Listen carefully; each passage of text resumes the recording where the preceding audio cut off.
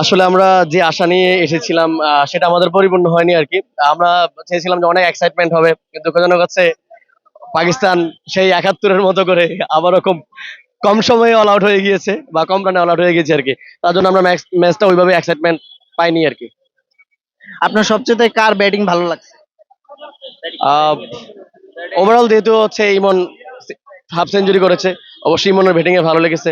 তৌহিদুদের শুরুটা ভালোই করেছে আর কি।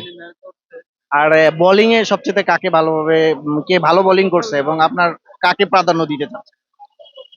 আহ, আজকে আহ, শুরুতে হচ্ছে আমি ভালো বল বলবো হচ্ছে সাকিব, ফেসারদুল সাকিব এসে ভালো বল করছে। দেন হচ্ছে স্পিনারদের মধ্যে অবশ্যই মেহেদী আর কি। হ্যাঁ, ইকোনমিক্যাল বল করছে, এটা যেটা হচ্ছে আসলে ভালো ছিল। আর ক্যাপ্টেন লিটন দাস সম্বন্ধে একটু যদি বলতেন আর কি। ওনার পারফরমেন্স বা ওনার ক্যাপ্টেন্সি কি ধরনের কিছু লিটন দাস, লিটন দাসের মানে মাঝে মাঝে হচ্ছে ভালো করে, আর সারা বছরে হচ্ছে আহ, কি বলবো ডাক মারে। যেটা হচ্ছে তার অনেকগুলো, যদি আমি লাস্ট কয়েকটা সিরিজ বা ইনিংস দেখি, দেখা যায় বেশিরভাগই হচ্ছে ডাক সংখ্যা বেশি বা ইনিংস খুবই ছোট। মানে প্রত্যাশিত কোনো ফলাফল সে কখনোই মানে বিগত ১-২ বছর থেকে করতে পারে না আর কি। তবে ক্যাপ্টেন হিসেবে লাস্ট দিকে ভালোই কামব্যাক করেছে, যেটা আমরা শ্রীলঙ্কা সিরিজ দেখেছি। আশা করি বাংলাদেশ সিরিজও উইন হবে ইনশাল্লাহ। আমি অবশ্যই স্বাগতিক দেশ হিসেবে বাংলাদেশকে এগিয়ে রাখবো, যেহেতু হচ্ছে আজকে যে ম্যাচের ফলাফল, সেখানে দেখে যে পাকিস্তান যথেষ্ট চাপে ছিল।